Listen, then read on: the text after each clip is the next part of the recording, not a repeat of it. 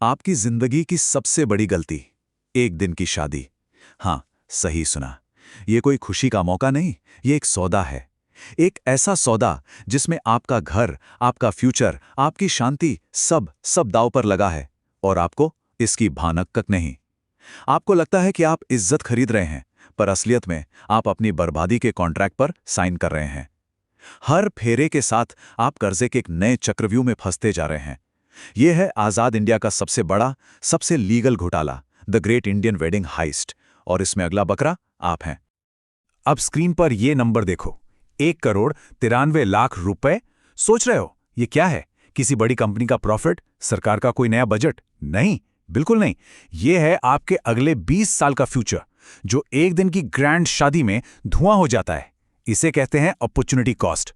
वो पैसा जो आपने 20 लाख की शादी पे फूंका, सिर्फ अगर उसको इन्वेस्ट किया होता तो 20 साल में इतना बनता।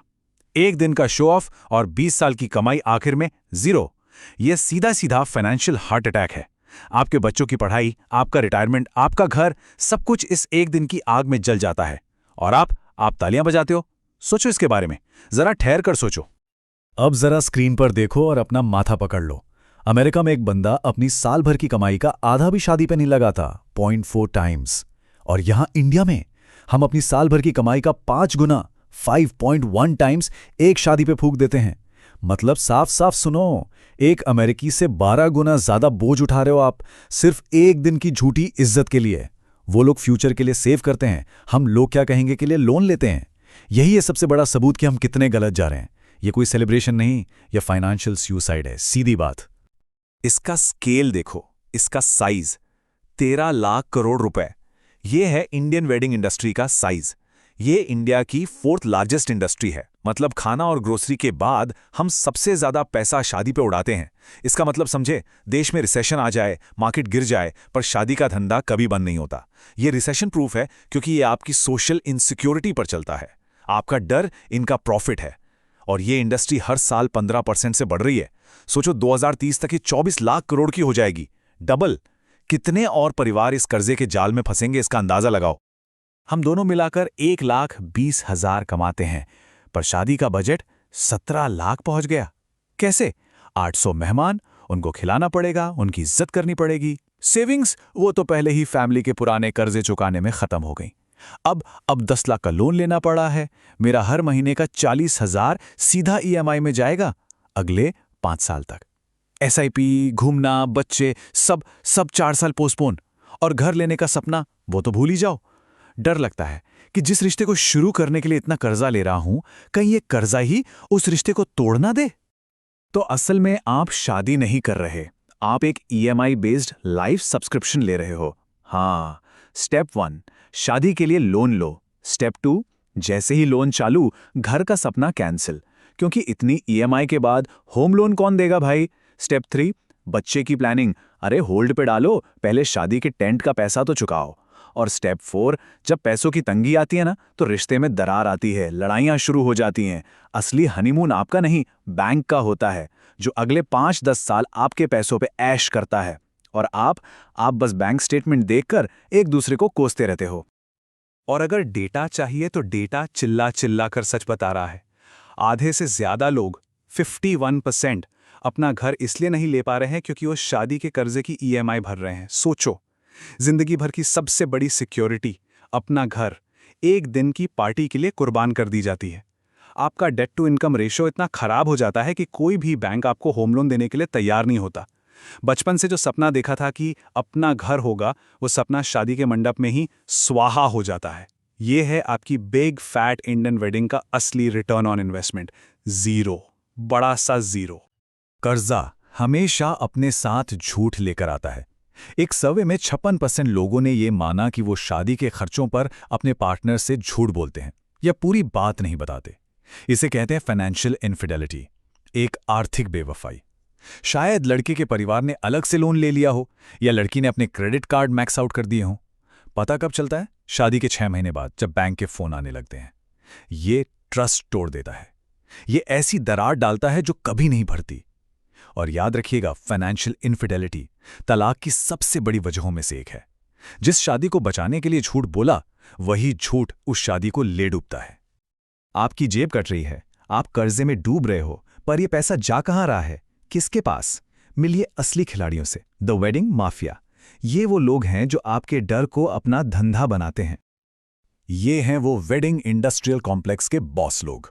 टाइटन यानी आपका तनिष्क, इनका प्रॉफिट पिछले साल 20% बढ़ा। क्यों? क्योंकि शादी में सोना कंपलसरी है। IHCL यानी ताज होटल्स, इनकी रिकॉर्ड कमाई हो रही है। क्यों? अरे डेस्टिनेशन वेडिंग का भूत सवार है सब पर। और फिर आते हैं असली उस्ताद, HDFC बैंक, बजाज फिनसर्व। ये आपको लोन देते हैं। इनका इंटरेस्ट इनकम आसमान छू रहा है। ये सब आपके लोन के दम पर। आप EMI भरते हो और इनके स्टॉक प्राइस ऊपर जाते हैं। ये एक परफेक्ट सिस्टम है जिसमें आपकी हार और इनकी जीत दोनों गारंटीड हैं। और इनका सबसे नया हथियार, मैरी नाउ पे लेटर, MNPL। नाम जितना मॉडर्न है उतना ही मीठा जहर है ये। फिनटेक कंपनी जैसे सैनकैश आपको बोलती हैं, इन्वेस्टमेंट मत तोड़ो, FD मत तोड़वाओ। सुनने में कितना अच्छा लगता है ना? असलियत में ये आपको 11 से 24% इंटरेस्ट का कांटा लगा रही हैं। इनका पूरा बिजनेस मॉडल ही आपके एस्पिरेशनल गैप पर टिका है। जो चीज़ आप अफोर्ड नहीं कर सकते, ये लोन देकर आपको खरीदने पर मजबूर करते हैं। ये कन्वीनियंस नहीं, ये एक केयरफुली डिज़ाइन किया गया ट्रैप है, जाल है। और उस जाल के अंदर क्या है? सुनो, इंटरेस्ट रेट 24% तक, पर्सनल लोन से भी महंगा, ऊपर से 2 से 5% प्रोसेसिंग फी जो लोन मिलने से पहले ही कट जाती है। और भगवान ना करे एक भी EMI लेट हो गई तो पेनल्टी सीधा 36% तक। और सबसे सोचने वाली बात यह है कि matrimony.com जो शादियां करवाती है, उसने अब एक अलग कंपनी खोल दी है, weddingloans.com। मतलब अब रिश्ता ढूंढने के साथ साथ आपको कर्जा ढूंढने में भी मदद की जाएगी। पूरा सिस्टम सेट है। पहले शादी करवाओ, फिर शादी के लिए लोन दो। Perfect business. पर सवाल ये है, आप ये लोन लेते क्यों हो? इतना सब जानते हुए भी। क्योंकि आपके दिमाग के साथ एक गेम खेला जा रहा है, एक साइकोलॉजिकल गेम, और इसका रिमोट कंट्रोल आपके हाथ में है, आपके मोबाइल फोन पर। चाचा ने अपनी बेटी की शादी में 40 लाख खर्च किए थे, तो हमें तो 50 करने ही पड़ेंगे, वरना बिरादरी में नाक कट जाएगी। लोग क्या कहेंगे? ये 3 शब्द इंडिया में सबसे महंगे हैं। घर बिकवा देते हैं ये शब्द। पापा ने पूरी जिंदगी की सेविंग्स इस एक दिन के लिए बचा कर रखी। इस एक दिन की इज्जत के लिए उन्होंने अपना बुढ़ापा दांव पे लगा दिया। उन्हें लगता है कि अगर शादी धूमधाम से नहीं हुई तो लोग उन्हें कमजोर समझेंगे, गरीब समझेंगे। ये इज्जत EMI से बहुत बहुत महंगी पड़ती है। और इस आग में घी डालने का काम करता है इंस्टाग्राम। आपकी स्क्रीन पर आती है अंबानी की शादी की फोटो, डिजाइनर लहंगे, सेलिब्रिटी डांस। आप देखते हो और आपके दिमाग में एक कीड़ा छोड़ दिया जाता है, मेरी शादी भी ऐसी ही होनी चाहिए। इसको कहते हैं इंस्टाग्रामाइजेशन ऑफ मैट्रिमोनी। एक रील बनाने का खर्चा आपके 1 साल का राशन है। सोचा है कभी? सोशल मीडिया ने डिजायर को डेमोक्रेटाइज कर दिया है, पर वेल्थ को नहीं। सबको सभ्यसाची चाहिए, पर बैंक अकाउंट में 0 है। और इस गैप को भरने के लिए आप सीधा लोन ऐप पर जाते हो। और इस प्रेशर का नतीजा? देश में नॉर्मल महंगाई यानी CPI जितनी तेजी से बढ़ रही है, उससे डबल तेजी से शादी का बजट बढ़ रहा है। पिछले 2 साल में 14 से 28%। क्यों? क्योंकि अब नई चीजें कंपलसरी हो गई हैं। Pre wedding shoot compulsory, drone camera compulsory, professional choreographer compulsory, designer lehenga compulsory. ये सब खर्चे पहले नहीं थे, ये सोशल मीडिया ने पैदा किए हैं। और इनकी वजह से एक एवरेज शादी का बजट भी अब 25-30 लाख पहुंच गया है। ये है इन्फ्लेशन ऑफ एक्सपेक्टेशंस।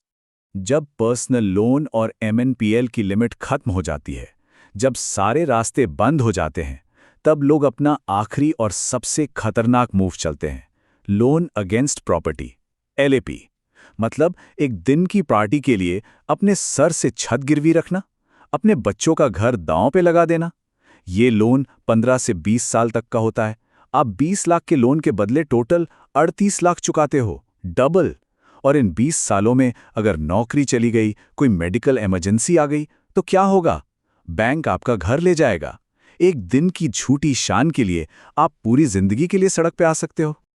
ये तो शहरों की कहानी थी जहां सपने मरते हैं, पर असली भारत, गांव की कहानी इससे भी ज्यादा भयानक है। वहां शादी का कर्जा सिर्फ सपने नहीं, इंसान मार देता है। बेटी हुई थी तो सबसे ज्यादा खुशी मुझे ही हुई थी, पर जैसे जैसे वो बड़ी हुई, एक डर भी बढ़ता गया, उसकी शादी का डर। लड़के वालों की डिमांड थी, समाज का प्रेशर था, बैंक से लोन मिला नहीं। आखिर में 2 एकड़ जमीन बेचनी पड़ी। जिस जमीन ने पीढ़ियों से हमें पाला था, उसको एक दिन में पराया कर दिया। एक दिन गांव को खाना खिलाया, अब जिंदगी भर दूसरे के खेत में मजदूरी करूंगा। इज्जत बच गई पर जमीर मर गया। शादी से पहले हम दोनों ने सपने देखे थे, छोटा सा घर लेंगे, एक गाड़ी लेंगे। पर शादी का खर्चा इतना बढ़ गया कि सारी सेविंग्स खत्म हो गई।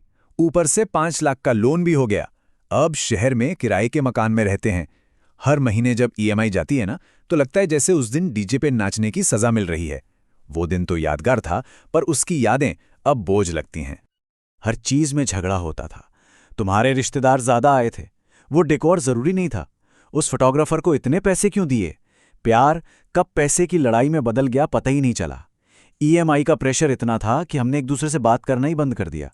वो दिन सबसे खूबसूरत था, पर उस दिन का कर्जा सबसे बदसूरत साबित हुआ। उसने हमारा रिश्ता ही तोड़ दिया। ये कहानियां सिर्फ कहानियां नहीं हैं, ये एक नेशनल ट्रेजेडी है। विदर्भा जैसे इलाकों में जहां किसान पहले से ही कर्जे में डूबे हैं, बेटी की शादी का कर्जा उनकी आखिरी चिट्ठी में लिखा होता है। फसल खराब हो जाती है, साहूकार घर के चक्कर काटने लगता है और किसान के पास कोई रास्ता नहीं बचता। शादी का जश्न मौत का कारण बन जाता है। जिंदगी शुरू करने का अनुष्ठान जिंदगी खत्म करने की वजह बन जाता है। इससे बड़ा पैराडॉक्स क्या हो सकता है। बहुत हुआ रोना धोना, बहुत हो गया डर। अब आंखें खोलो और देखो कि समझदार लोग क्या कर रहे हैं, क्योंकि इस चक्रव्यूह से निकलने का रास्ता है। लेकिन उसके लिए हिम्मत चाहिए, समाज से लड़ने की हिम्मत, अपने मन के डर को हराने की हिम्मत। ये है द सर्वाइवल कोड। ये उनके लिए है जो भेड़चाल में नहीं चलना चाहते, जो अपनी किस्मत खुद लिखना चाहते हैं। अब आते हैं असली हिसाब किताब पर। यह है आपका 20 साल का रिपोर्ट कार्ड। मान लीजिए आपके पास 20 लाख रुपए हैं। ऑप्शन ए, शादी पे खर्च कर दो। 20 साल बाद आपके पास क्या होगा? 0। पैसा 2 दिन में कंज्यूम हो गया। ऑप्शन बी, उस 20 लाख को एक सिंपल इंडेक्स फंड में इन्वेस्ट कर दो। 20 साल बाद 12% एवरेज रिटर्न पे आपके पास होंगे 1.93 करोड़ रुपए। और ऑप्शन सी, 20 लाख का शादी के लिए लोन लो। 20 साल बाद आप -26.7 लाख में होंगे। ऑप्शन ए आपको गरीब बनाता है, ऑप्शन बी अमीर, ऑप्शन सी बैंक को अमीर बनाता है। चॉइस आपकी है।